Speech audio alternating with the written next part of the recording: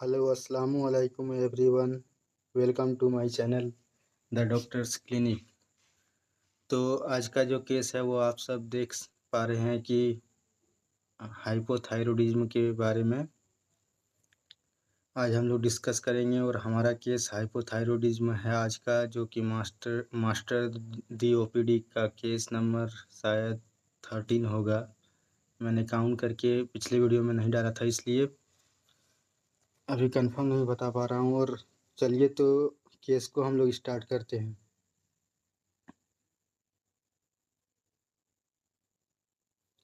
Hypothyroidism also called under active thyroid. जो hypothyroidism हमारा होता है वो उसको हम लोग अंडर एक्टिव थायराइड भी कहते हैं। Is when the thyroid gland does not make enough thyroid hormones to meet your body's needs. तो इसमें क्या होता है कि हमारा जो थायराइड ग्लैंड होता है वो बहुत कम मात्रा में थायराइड हार्मोन्स को रिलीज करता है। इससे हमारे बॉडी में थायराइड की जो नीड्स है, जो हमारे सेल को T3 की नीड्स है, वो बढ़ जाती है। उसकी ज़रूरत T3 की ज़रूरत हमारे सेल्स को बढ़ जाती है। The thyroid is a small butterfly shaped gland in the front of your neck. आपके गर्दन के सामने में ये बटरफ्लाई शेप के जैसा गर्दन के सामने में होता है। Thyroid hormones control the way your body uses energy to so they affect nearly every organ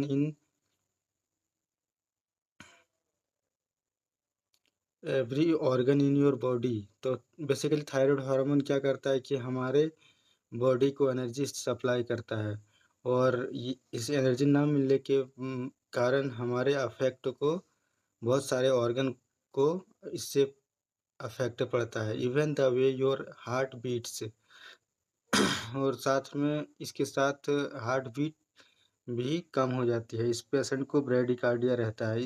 hypothyroidism में पेशेंट का सिम्टम भी होता है कि उसको ब्रेडिकार्डिया होता है, जो कि लो हार्ट बीट जिसे हम लोग कहते हैं। Without enough thyroid hormone many of your body's function slow down illustration. और हमारा बॉडी का फंक्शन जो है वो स्लो काम करने लगता है। Illustration of the thyroid and its location in the neck. और ये नेक के और ये गर्दन में होता है। The thyroid is a small gland in your neck the makes thyroid hormones. How common is thyroid hypothyroidism? Nearly 5 out of 100 American. तो ये कितना कॉमन है हमारे ये अमेरिका में? तो अमेरिका में ये हर 100 आदमी में से 5 को होता है। एज से 12 year and under have hypothyroidism. तो 12 साल से लेकर और भी ज़्यादा एडल्ट को और ओल्डर को भी हाइपोथायरॉयडिज्म वहाँ पर हर 100 में से 5 को होता है।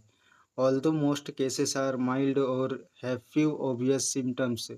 और बहुत केस ऐसा होता है जो कि बहुत ही कम होता है, बहुत ज़्यादा थायराइड की कमी नहीं होती है, लेकिन फिर भी उसको हाइपोथायरॉयडिज्म होता है, क्योंकि कम अमाउंट में T3 ये जो हाइपोथायरॉयडिज्म से जो ये T3 T4 बनता है वो कम अमाउंट में बनता है। इस कारण पेशेंट को हाइपोथायरॉयडिज्म तो रहता है, भले ही माइल्ड केस हो या तो मॉडरेट केस हो, अलग बात है।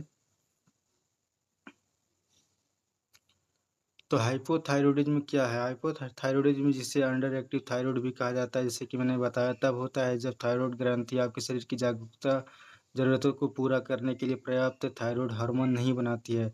जब हमारे शरीर में थायराइड हार्मोन से जो एनर्जी मिलती है वो ग्लैंड हमारे ऑर्गन तक नहीं पहुंच पाता है, तो इससे थायराइड थायराइड हाइपोथायरॉयडिज्म हो जाता है। थायराइड आपकी गर्दन के सामने एक छोटी तितली के आकार की ग्रंथि है, जैसा कि पहले ही बता चुका हूँ मैं इसका इंग्लिश में ही। हिंदी आपको मैंने बता दिया है। तो फिर मैं आगे स्लाइड को आगे बढ़ाता हूँ।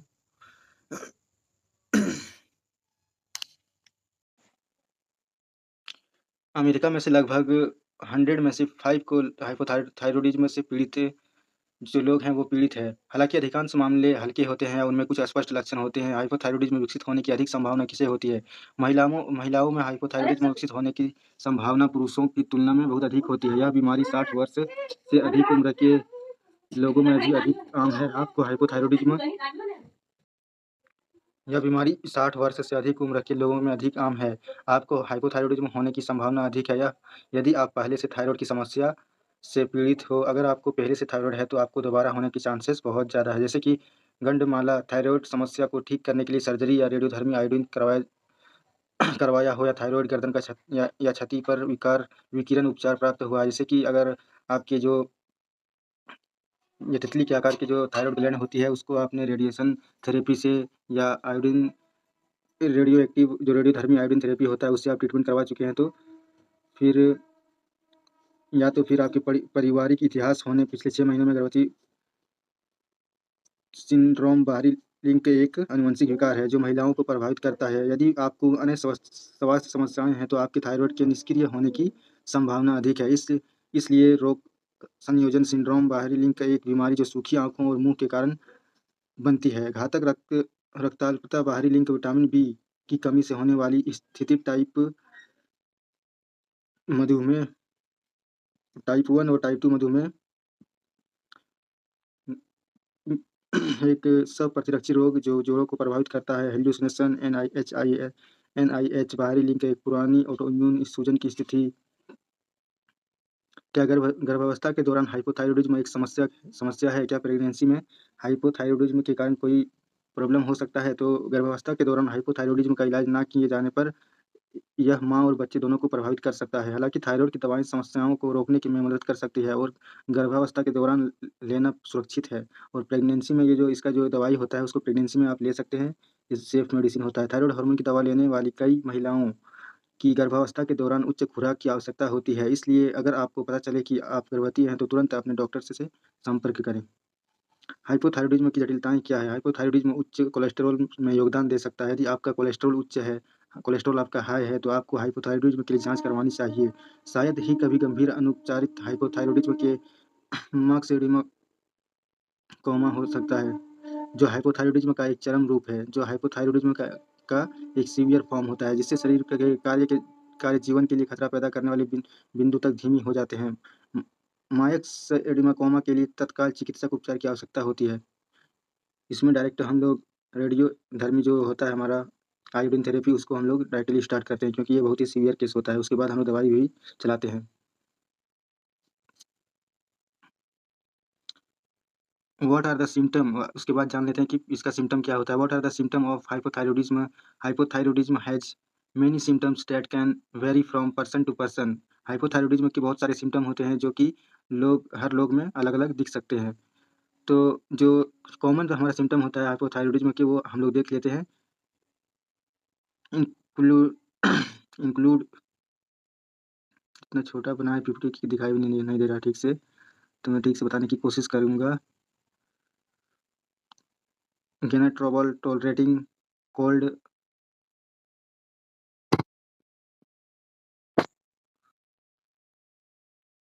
Joint and muscle pain, dry skin और थिनिंग हेयर, हेवी और इर्रेगुलर मेंस्ट्रुअल पीरियड्स और fertility problem, slow heart beat, depression भी हो सकता है इसमें, वुमेन विथ ग्रे हेयर और जो लड़कियों के बाल होते हैं वो ग्रे हो सकता है। उसके बाद शोइंग हर थिनिंग हेयर उसके बाल पतला हो सकता है। उसके बाद फीमेल ड्राई थिनिंग हेयर भी हो सकता है। इसमें is one of many symptoms that might indicate hypothyroidism because hypothyroidism develops slowly. You may not notice symptom of the disease for months or even years. Many of these symptoms, especially fatigue, वो जो पहले मैंने symptom बताया वो बहुत कम देखने को मिलेगा, लेकिन जो सिम्टम स्पेशली जो मिलेगा ज़्यादा कॉमन वो सब जल्दी दिखाई देने लगेगा। फटीग होगा, वेट गेन होगा और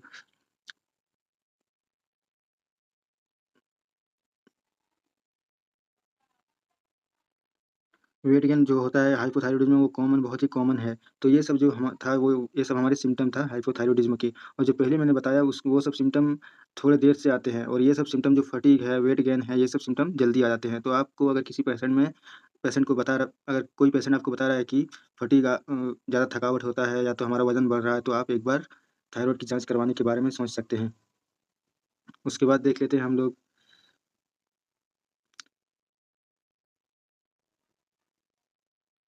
hypothyroidism disease also more common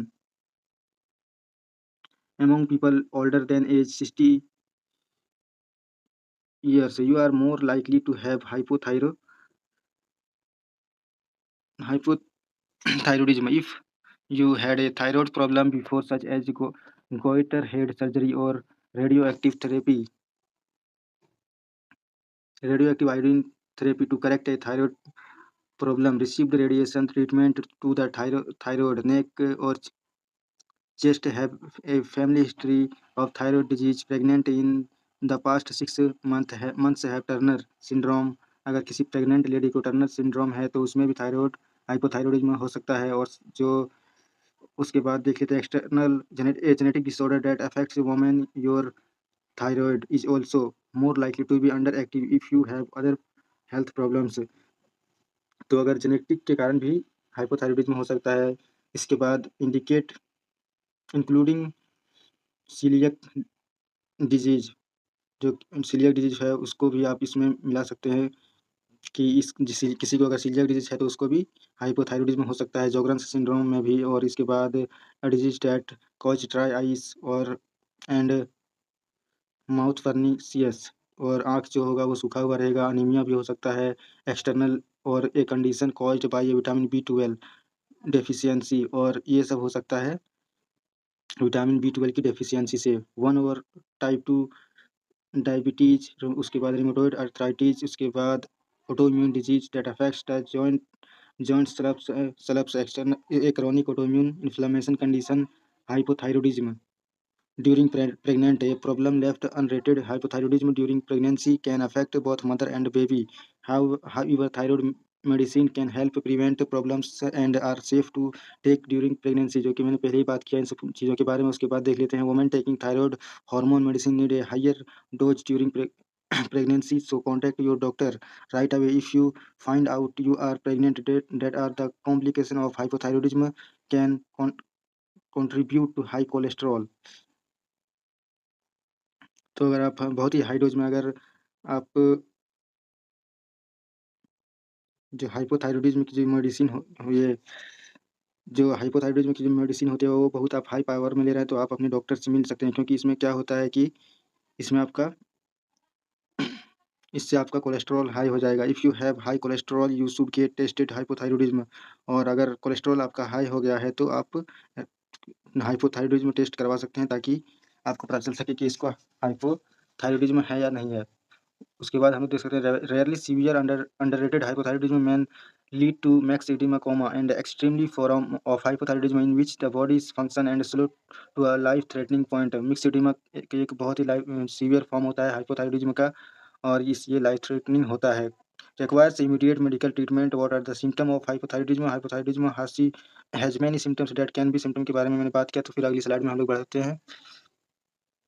तो इससे ये जो हाइपोथायरॉयडिज्म होता है वो किस-किस बीमारियों से हो सकता है? हाशिमोटो डिजीज़ जो होता है, जिसमें ऑटोइम्यून होता है, जैसे कि जिसमें होता है कि ये जो हमारा थायरॉइड ग्लैंड है वो ऑटोइम्यून वो या प्रॉपर्ली अपने आप ही काम करने से मना कर देती है। इस कारण से हमारा जो थायरॉइड जो T4, T3 बनाती है हमारा जो थायरॉइड ग्लैंड ये नहीं बनाती है। इसलिए हाशिमोटो डिजीज़ से भी हाइपोथायरॉयडिज़्म हो सकता है।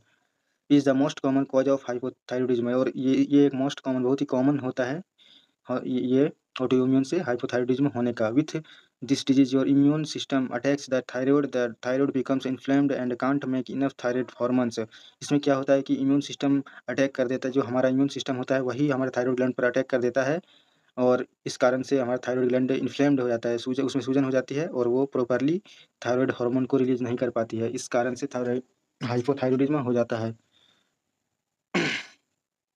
Radiation treatment of the thyroid active iodine, a common treatment for hypothyroidism, gradually destroy thyroid cells.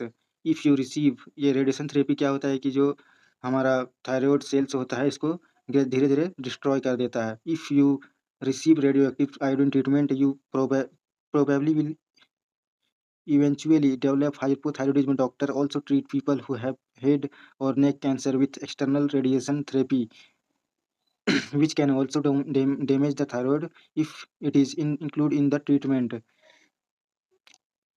तो क्या होगा कि अगर किसी को कैंसर का के लिए कि रेडिएशन की थेरेपी किसी को हो रही है तो इससे भी हमारे थायराइड को भी इससे हमारे थायराइड ग्लैंड की नुकसान हो सकती है और इससे भी हमारे पे हम लोगों को हाइपोथायरॉयडिज्म हो सकता है.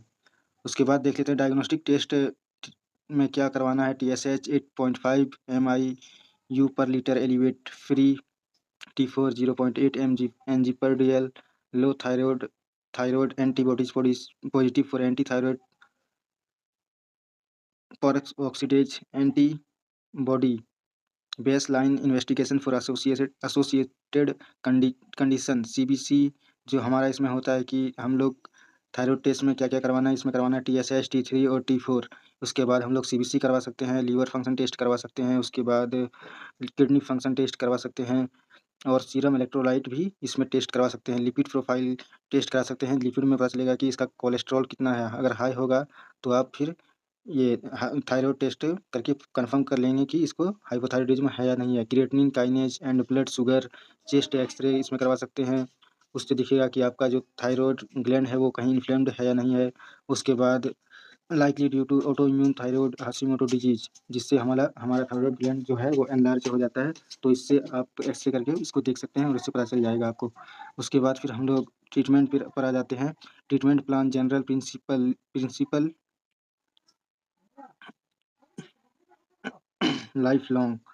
जो हमारा ट्रीटमेंट होगा वो ज़िंदगी भर चलेगा. इनिशिएशन थायरोनॉर्म, जो हम लोग स्टार्ट करेंगे वो होगा कि जो थायरोनॉर्म होगा वो लाइफ लॉन्ग देने के लिए बोलेंगे. उस 2 टैब लीवोथायरोक्सिन, जो कि थायरोनॉर्म एक ब्रांड नेम है, और उसको 2 टैबलेट देंगे लीवोथायरोक्सिन, जिसको 50 mg 75 mg 100 mg में आती है. Average dose is usually 1.6 mg पर kg. बॉडी वेट के हिसाब से हम लोग टिपिकली 100 से 150 mg से स्टार्ट कर सकते हैं.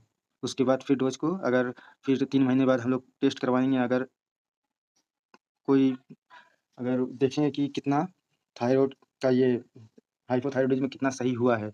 अगर थोड़ा-सा सही हुआ होगा तो इसमें फिर डोज़ बढ़ा देंगे. उसके बाद फिर हम लोग जब जाँच कराएँगे 2-3 महीने बाद तो फिर देखेंगे कि कितना अभी है, नॉर्मल है अभी या अभी भी कम है. अगर कम होगा तो फिर हम लोग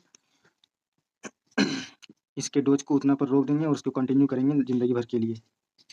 और टैबलेट, और या तो फिर हम लोग दे सकते हैं, अगर उसको ना देना चाहें तो टैबलेट थायरोक्सिन 50 mg दिन में 2 टाइम देंगे हम लोग 50 mg का. Mal absorption can interfere with intestinal absorption of thyroxine and so as can so containing foods and some medication, that is oral iron tablet, calcium carbonate, ammonium hydroxide, sucralfate and cholestyramine. As a result, thyroxine should be given 4 or more hours before or after such medications. और साथ ही साथ हम लोग इसमें iron का tablet देंगे, calcium का भी दे सकते हैं. अगर हमारा जो टेस्ट था उसमें अगर कोई गड़बड़ी होगा तो उस हिसाब से हम लोग और भी दूसरा ट्रीटमेंट ऐड कर सकते हैं. लेकिन जो हमारा हाइपोथायरॉयडिज्म का जो ट्रीटमेंट होता है वो हम लोग शुरुआत करेंगे टैबलेट थायरोक्सिन से, जो 50 mg से स्टार्ट करेंगे और फिर टेस्ट करवाएंगे 3 महीने बाद. अगर नॉर्मल हो जाएगा तो 50 mg के लिए ज़िंदगी भर के लिए इसको कंटिन्यू करने के लिए बोलेंगे. अगर नॉर्मल नहीं होगा फिर थोड़ा कम रहेगा तो फिर 50 से हम लोग 75 पर जा सकते हैं. 75 से फिर उतना में भी अगर नॉर्मल नहीं होगा तो फिर 100 mg पर डे पर जा सकते हैं. 2 टाइम से डेली देंगे. उसके बाद फिर अगर उससे नॉर्मल हो जाएगा तो फिर उससे कंटिन्यू उस दवाई को 100 mg पर डे 2 टाइम देंगे. पेशेंट को लेने के लिए बोलेंगे कि 2 टाइम 100 mg का टैबलेट आपको लेना है. उसको सिर्फ बोलना है कि सुबह शाम आपको 2 गोली लेना है, 1 गोली सुबह 1 गोली शाम को, और ये ज़िंदगी भर के लिए लेना है. उसके बाद फिर जो हमारा आज का टॉपिक था वो आज यहीं पर हम लोग ख़त्म करते हैं और मिलेंगे फिर नेक्स्ट टॉपिक पर. और अगर आप लोगों को हमारा वीडियो अच्छा लगा हो तो चैनल को सब्सक्राइब कीजिएगा और वीडियो को लाइक ज़रूर कीजिएगा और वीडियो को शेयर ज़रूर कीजिएगा, ताकि हमें मोटिवेशन मिले और भी ज़्यादा मैं वीडियो बनाने की कोशिश करूँगा और नई नई कंटेंट लाने की कोशिश करूँगा। तो आज के लिए thank you so much everyone.